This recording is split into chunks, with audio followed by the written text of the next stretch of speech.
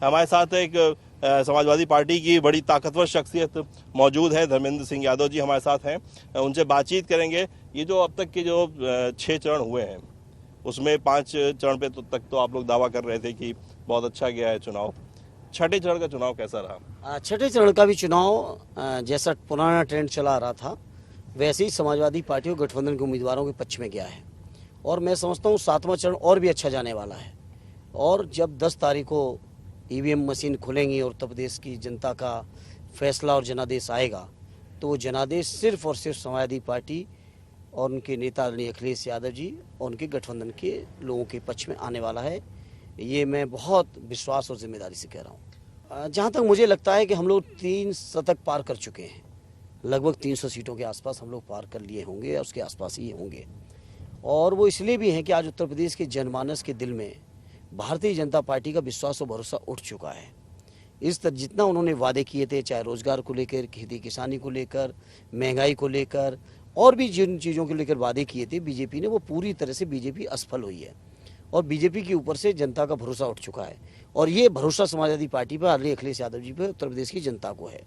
और आज जो उन्होंने चुनाव में लोगों के लिए कहा है, चाहे वो सरकारी कर्मचारियों के लिए, छात्र नौजवानों के लिए, बहन बेटियों के लिए, किसानों के लिए, नौजवानों के रोजगार के लिए, तमाम बातें जो कही हैं, गरीबों के लिए जो कहा है, अनाज से लेकर तमाम योजनाओं की जो बात की है, इन तमाम योजनाओं पर पुरानी समाजवादी पार्टी के वर्किंग के आधार पर मैं बड़ी जिम्मेदारी से कहता हूँ कि समाजवादी पार्टी ऐतिहासिक जीत जीतने जा रही है। अच्छा, जब चुनाव धर्मेंद्र जी शुरू हुआ था तब खाली विकास की बात की जा रही थी, फिर 80-20 की बात की जाने लगी, फिर गर्मी उतारने की, फिर बुलडोजर चलाने की, उसके बाद आतंकवाद को साइकिल से कनेक्ट करने की कोशिश की गई।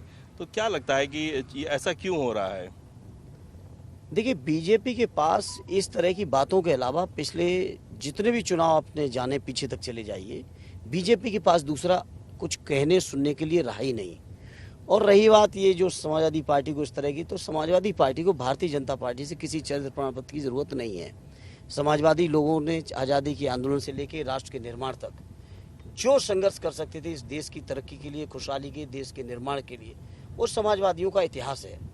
उसको बीजेपी वाले कुछ भी कहें, जनता के दिलो दिमाग में वो बातें बैठी हुई हैं। और बीजेपी से हमें किसी सर्टिफिकेट की जरूरत नहीं है। देखिए धर्मेंद्र जी, किसी क्षेत्रीय नेता का कहना समझ में आता है, लेकिन जो खुद स्वयं में प्रधानमंत्री हो, वो जब भाषणों में इस तरह की बात कर रहे हैं कि मुझे समझ में नहीं आता कि ये साइकिल का क्या कनेक्शन है आतंकवाद से, इस टाइप की चीज़ें, मतलब क्या, मतलब जो बीजेपी है उसको अपने विकास पे भरोसा नहीं है?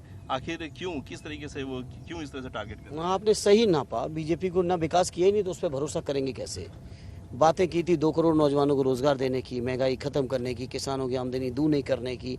इन बातों पर तो बीजेपी आज चुनाव के प्रचार में भाषण दे ही नहीं रही है। और ना अपने किसी नए घोषणा पत्र की चर्चा कर रही, क्योंकि पुराने घोषणा पत्र पूरे नहीं हुए, जनता को नए घोषणा पत्र पर भरोसा नहीं है। और रही बात प्रधानमंत्री जी की, तो प्रधानमंत्री जी इस देश में जब से विशेषकर राष्ट्रीय राजनीति में वो आए हैं, और जब जब प्रांतों के चुनाव रहे हों या लोकसभा के चुनाव रहे हों, उनके भाषणों का जो स्तर रहा है वो किसी से छुपा नहीं है, किसी से नहीं छुपा है। अच्छा, और रही बात साइकिल की, जो बात की, साइकिल तो प्रधानमंत्री जी भी चलाते हुए उनके वीडियो फोटो पड़े। नहीं, साइकिल तो भगत सिंह भी चलाया करते थे जब वो हमला। बिल्कुल चलाएं, साइकिल हमारे देश की गरीबों की निशानी है, उनका माध्यम है, साधन है। और ना उससे डीजल और पेट्रोल के बढ़े हुए दामों का कोई साइकिल की रफ्तार पर असर नहीं पड़ता है। साइकिल तो हर आदमी इस्तेमाल करता है। इको फ्रेंडली भी है। हाँ, बिल्कुल इको फ्रेंडली है, पेट्रोल डीजल की ज़रूरत नहीं है, हर व्यक्ति उसको इस्तेमाल करता है। शायद कोई व्यक्ति होगा जिसने बचपन में साइकिल ना चलाई हो। तो साइकिल तो मैं समझता हूँ हमारे देश के गरीबों की, हमारे देश के नौजवानों की पहचान है। और आज उसी पहचान को आगे बढ़ाने का फैसला उत्तर प्रदेश की जनता ने ले लिया है। अच्छा, शुरुआत में जब चुनाव शुरू हुआ था तो पहले दूसरे चरण में, तब जो है प्रधानमंत्री दिखाई देते थे, खासतौर से बनारस में आसपास में उन्होंने सभाएं की, बीच में वो साइलेंट से हो गए और अब फिर जो है एक्टिवेट हुए हैं। तो ये जो साइलेंट हुए वो क्या लगता है क्यों हुए? मुझे इन बातों में नहीं जाना है क्यों साइलेंट हुए, तो बीजेपी के लोग बताएं, क्यों तेजी पकड़ रहे हैं वो भी बीजेपी के लोग बताएं। लेकिन हाँ, प्रधानमंत्री जी की बात का भी भरोसा अब जनता को नहीं है। वो साइलेंट रहें या तेजी पकड़ें, वो उनका फैसला है, उनका विवेक है। लेकिन जनता के ऊपर अब इन चीज़ों का असर नहीं पड़ रहा है। एक ज़माना था कि प्रधानमंत्री जी की बात को लोग मानते थे कि शायद उन्होंने कहा हो तो ठीक कहा होगा, लेकिन पिछले जो 8 साल का उनका केंद्र की सरकार का कार्यकाल है या 5 साल की उत्तर प्रदेश सरकार का कार्यकाल है, इसमें जितने वादे किए, जितनी योजनाएं गिनाई, वो सभी योजनाएं ज़मीन पर कहीं नहीं थी। ये बात पूरा प्रदेश जानता है। ये बात और भी प्रांतों के लोग जाने, उन्होंने भी परिणाम दिए। और उत्तर प्रदेश की जनता तो ऐतिहासिक फैसला लेने जा रही है। आज 10 तारीख को खुलेगा, आपके सामने होगा। अच्छा, ये जो 7वां चरण है, इसमें बहुत सारे बाहुबली नेताओं की साख भी जो है दांव पे लगी हुई है। चाहे रमाकांत यादव हो, दुर्गा यादव हो, मुख्तार अंसारी के लड़के हों, दारा सिंह चौहान हो, और अब जहां आप जा रहे हैं मल्हनी विधानसभा क्षेत्र में, वहां धनंजय सिंह भी लड़ रहे हैं और आपसे लक्की यादव लड़ रहे हैं। तो जो है ये जो 7वां चरण है, इसमें ये जो बाहुबली लोग हैं, इनका क्या लगता है आपको कि जो है ये जीत के आएंगे? मैं इतना ही कह सकता हूँ, समाजवादी पार्टी और गठबंधन के जो भी साथी चुनाव लड़ रहे हैं, उनको आप किस रूप में लेते हैं आप जाने। मैं उनको पार्टी के वरिष्ठ नेताओं के तौर पे लेता हूँ, चाहे दुर्गा जी को या रमाकांत जी को। लकी हमारे बहुत सीनियर लीडर है, पारस जी का बेटा है, वर्तमान में विधायक है। तो मैं कह सकता हूँ कि जहाँ समाजवादी पार्टी और गठबंधन के जो उम्मीदवार हैं वो बहुत बड़ी वोटों से चुनाव जीत के आ रहे हैं, क्योंकि जनता उत्तर प्रदेश की देख रही है समाजवादी पार्टी के पिछले किए हुए कामों को, पिछली चलाई हुई योजनाओं को, पिछली की हुई तरक्की को। इसी पूर्वांचल के इलाके में पूर्वांचल एक्सप्रेसवे समाजवादी पार्टी आदरणीय अखिलेश यादव जी का दिया हुआ है। इसी बनारस में बरौना की सफाई आदरणीय अखिलेश यादव जी ने किया। जौनपुर जहां हम लोग और आप चल रहे हैं, यहाँ मेडिकल कॉलेज दिया था, और अभी आप जाके आज जौनपुर के मेडिकल कॉलेज को अगर आप जाके देखेंगे तो मेडिकल कॉलेज पूरी तरह से जर्जर कर दिया बीजेपी के लोगों ने। बदायूं का भी किया है, जौनपुर का उदाहरण सामने, चूंकि हम और आप जौनपुर में हैं अभी।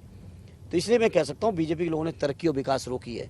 कोविड में जहाँ ये बात करते थे माँ गंगा को साफ करने की, मैं समझता हूँ माँ गंगा भी शर्मिंदा हो गई होंगी। इतने माँ गंगा के बेटों की लाशें बहाई गई हैं कोविड के टाइम पे।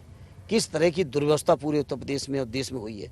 ऑक्सीजन नहीं दे पाए, इंजेक्शंस नहीं दे पाए, और ये पूरी तरह से फेल व्यवस्था कर दी भारतीय जनता पार्टी ने, चाहे केंद्र की सरकार हो या उत्तर प्रदेश सरकार हो।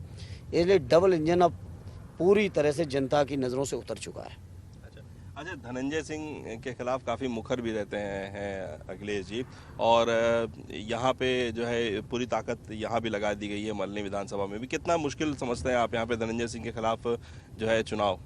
कोई मुश्किल नहीं है। अभी इसी उपचुनाव में आज से मैं समझता हूँ 1 साल पहले ही चुनाव हारे यही धनंजय सिंह चुनाव हारे। लोकसभा लड़ने की हिम्मत नहीं किए थे यही धनंजय सिंह। तो ये ऐसा कुछ भी नहीं है। आदरणीय अखिलेश यादव जी, उनकी कोई तुलना नहीं की जा सकती है। अच्छा, जहाँ सपा मजबूत है, जहाँ मुस्लिम वोटर हैं, मुस्लिम कैंडिडेट अच्छा चुनाव लड़ रहे हैं, और वैसे ही साहब की जो पार्टी है AIMIM, वहाँ से जो है वो अपने प्रत्याशी भी चुनाव, और खासतौर से इस एरिया में काफ़ी वो एक्टिव भी हैं, वो कितना फ़र्क पैदा करेंगे जो है समाजवादी पार्टी के लिए, कितनी मुश्किल करेंगे? समाजवादी पार्टी के लिए, जैसा हमारे राष्ट्रीय अध्यक्ष जी कहते हैं, इस बार का चुनाव जनता लड़ रही है। सामने कौन कौन लड़ रहे हैं इस बात से जनता के ऊपर कोई फर्क नहीं पड़ रहा है, और जनता भी बेहतर जानती है कि कौन किसके समर्थन के लिए, कौन किसकी मदद के लिए अपने कैंडिडेट उतारे हैं। बिहार का उदाहरण भी सामने है। बंगाल के लोगों ने बिहार से सबक लेके जो परिणाम दिया है वो भी उत्तर प्रदेश की जनता के सामने है, और बंगाल ही जैसा एक तरफा समर्थन समाजवादियों को यहाँ मिलने जा रहा है उत्तर प्रदेश की ज़मीन पर। कल आदरणीय दीदी जी भी आके बनारस में आह्वान किया। आप सोचिए कैसे कैसे लोग हैं बीजेपी के। एक प्रांत की मुख्यमंत्री अतिथि बन के इस शहर में आई हो, उनको काले झंडे दिखाए जा रहे हैं। हाँ, बनारस में जो है काले झंडे दिखाए गए। सोचिए, आप सोचिए क्या चरित्र है भारतीय जनता पार्टी का। वो बंगाल जैसे प्रांत की अभी कुछ ही दिन पहले इतना ऐतिहासिक बहुमत लेके उन्होंने हैट्रिक लगाई है मुख्यमंत्री के लिए। कितनी पॉपुलर लीडर हैं, उनके खिलाफ इस तरह की। तो क्या ये चीज़ बौखलाहट को दिखाती है? 100%। लेकिन ये जितने भी बौखलाहट में अपने कारनामे करेंगे, जनता उतना ही देख के इनको और बड़ा सबक सिखाएगी भारतीय जनता पार्टी के लोगों को। पहले नील गाय से लोगों को बड़ी दिक्कतें हुआ करती थी। कैमरा पर्सन, आप जो नील गाय जो दिखाइए, अब जो है नील गाय तो नील गाय, जो आवारा पशु हैं, सांड हैं, आवारा गाय हैं, जिनको नंदीग्राम में होना चाहिए, वो खेतों को खा रही हैं। हाँ बिल्कुल, पूरे उत्तर प्रदेश के किसान इस बात से परेशान हैं, और मैं समझता हूँ उत्तर प्रदेश के अधिकांश किसान ऐसे हैं जो पिछले 5 सालों में अपने घरों में नहीं सो पाए हैं। गर्मी सर्दी बरसात से लड़ते झगड़ते अपने खेतों की रखवाली कर रही। जिन किसानों के खेत एक से ज़्यादा जगह पे हैं, वहाँ परिवार के एक से ज़्यादा सदस्यों को रात भर कड़ाके की ठंड में बारिश में भी अपने खेत बचाने पे लगे हैं। ये लोग जो कहते हैं कि हम फ्री राशन देंगे, ये जो फ्री राशन की बात करते हैं, 5 किलो देते हैं और 50 कुंटल खेती बर्बाद करवा रहे हैं बीजेपी के लोग। कम से कम इनके अंदर किसानों का दर्द अगर होता तो समाधान किए होते, लेकिन दर्द नहीं है किसानों का, क्योंकि इन्हें लगता है किसान इनके वोट बैंक नहीं है, इसलिए बीजेपी के लोगों को दर्द नहीं है। दर्द होता तो 700 किसानों को शहीद ना होना पड़ता काले कानूनों को वापस लेने के नाम पर। दर्द होता तो हमारे जो लखीमपुर के हमारे किसानों को हत्याएं की गई हैं, मंत्री के द्वारा हत्याएं की गई हैं, और गृह मंत्रालय लेके वो आज भी भारत सरकार के मंत्री बने हुए हैं। सोचिए किसानों के प्रति क्या संवेदनहीनता है भारतीय जनता पार्टी के लोगों में। आप हैं धर्मेंद्र सिंह, जिन्होंने बड़ी बेबाकी से अपना पक्ष रखा, बहुत आत्मविश्वास से लबरेज हैं, और इनका मानना है कि छठे चरण तक 300-350 सीटें समाजवादी पार्टी की हो चुकी हैं, जो कि बहुमत से कहीं ज़्यादा हैं, और अभी 7वें चरण का चुनाव बाकी है। उनका कहना है कि उनका हर कैंडिडेट बहुत मजबूती से चुनाव लड़ रहा है, और इस बार नेता चुनाव नहीं लड़ रहा है बल्कि जनता चुनाव लड़ रही है, जनता चुनाव लड़ा रही है। राजन के साथ बदियू जमा, जौनपुर समाचार प्लस।